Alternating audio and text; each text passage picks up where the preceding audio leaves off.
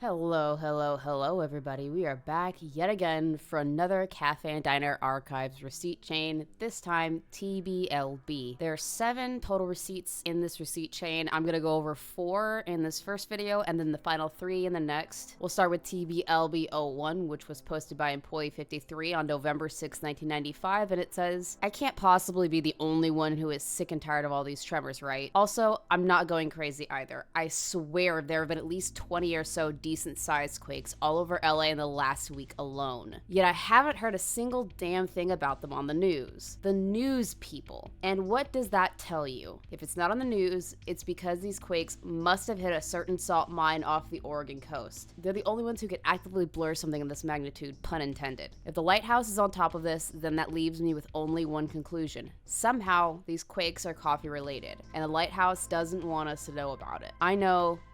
How does coffee cause the entire greater Los Angeles area to shake? I don't know. Caffeine or something. You fill in the diner speak. The point is, we need to figure out what's going on and fast. Quakes can mean a multitude of things, ranging from harmless to unharmless to anti-unharmless to anti-unharmless. Unfortunately, I am but a humble coffee peddler. I can smell the coffee when it's brewed from a mile away, but I couldn't tell you why the lighthouse is brewing it, or how they're brewing it for that matter. This is a major pot of coffee to pass off to the public. I think the first step should be figuring out where exactly these quakes are coming from. Maybe number 62 can do some sort of science thing for that. So that's very foreboding in my opinion. If there have been an increasing number of earthquakes since we've seen Padres show up in the States, it only lends credence to the idea that there's something massive afoot. And on top of that, the lighthouse is covering it up, which makes it even worse. So I can only imagine what is going to come of this entire receipt chain, and I can only imagine it's going to get worse. Next, we have CTBLB02. It's passcoded, and the password hint is, "I could never desert the father of my father." It's sci-fi trivia, and it's one word. No idea, so let's go to the wiki. First clue is, what's another meaning of desert? What is father of a father? So grandparent or grandfather, and any sci-fi grandfathers related to deserts. Try and link this with the theme of the receipts and also what 62's been referencing. I have no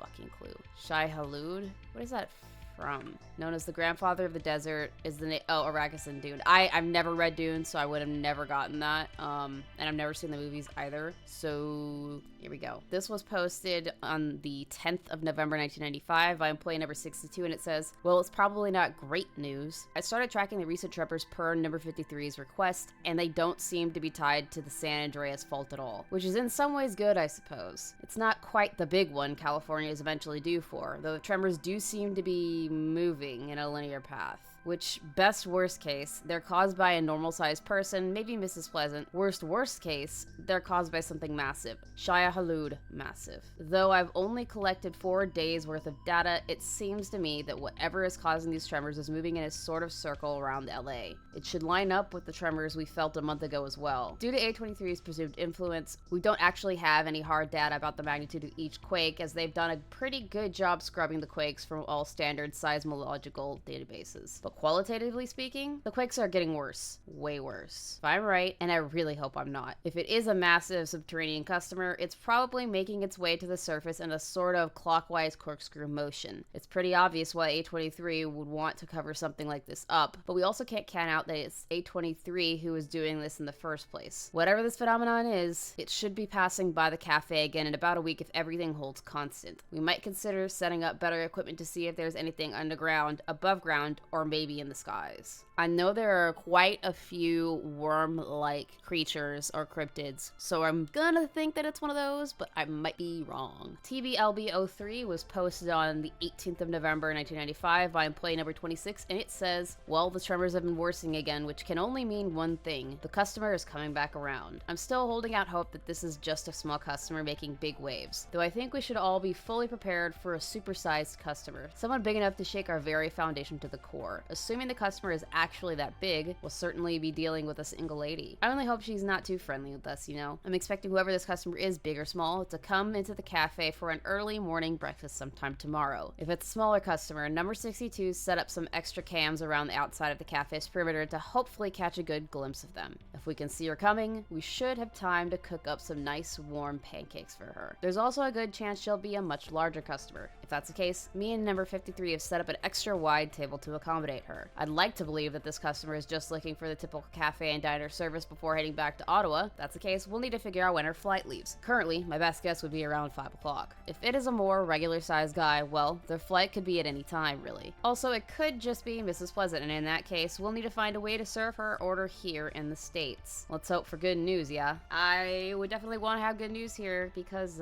dealing with a big, wormular monster beast thingy would probably not be good. Next, we have CTBLB04, which is also passcoded, and the password hint is up-and-coming underground Baltimore local Mrs. Andrews. It's a research passcode, it's 3 words. Let's go to the wiki page. What sort of urban legend would a massive underground worm be? It could be many. Why is its name Andrews? It comes from Mongolia. Ooh. Oh, I should know this one, but I don't know it off the top of my head. Mongolian death worm, I was right. Yes. I remember covering this one in the cryptid iceberg, and I can already tell from the first line it is not good. This one was posted the next day by employee number 26, and it says bad news, very bad news. Well, you know, it's not all bad news. On the bright side, me and number 53 were able to ID this mysterious customer, but that's where the bad news comes in. It's Miss Andrews. I guess number 62 wasn't too far off with the shy allude after all. Miss Andrews is, well, I don't exactly know what she is. I thought she was more of an urban legend or something, especially because there's nothing this big in the Esserscold. Maybe in Mida, sure. But this customer is huge, and it's tearing up LA. Number 62's earlier theory seems to be correct. This customer seems to be slowly making its way to the surface in a corkscrew motion. I assume once it surfaces, well, that'll be where the Miss in her name fully kicks in. Not good. Especially if A23 is involved too. Knowing them, the second Miss Andrews breaches, they'll nuke the city to deal with her. Their kill first, ask questions later policy gets misanthropic once their target is the same size as Orange County. Obviously, we can't let that happen, so we need to figure out a way to send Miss Andrews home and fast. Number 62 estimates we have less than a week until she starts surfacing, though there's a pretty big problem, and I don't mean Miss Andrews herself. We don't know where she's from. Like I said, I don't think she's an Esserscaldian cryptid. Last I checked, the biggest cryptid from there is Miss Job, and Miss Andrews is roughly 10 of those. Maida's also out too, as there wouldn't be enough water for her under LA to survive this long. I don't think she's from a Biomon, though there are a lot of unknown areas in that plane. Haunterskald, maybe? With Padre and his church operating LA, it wouldn't surprise me, but I don't see why Padre would bring such scrutiny from the 23rd. Infernus could also possibly be Miss Andrews' home, either as one of Mauve's prizes or as a cavern-dwelling cryptid. Morningstar seems very unlikely considering how much time in the dark she's spent so far. Or what if it's not a death worm, but a death virm?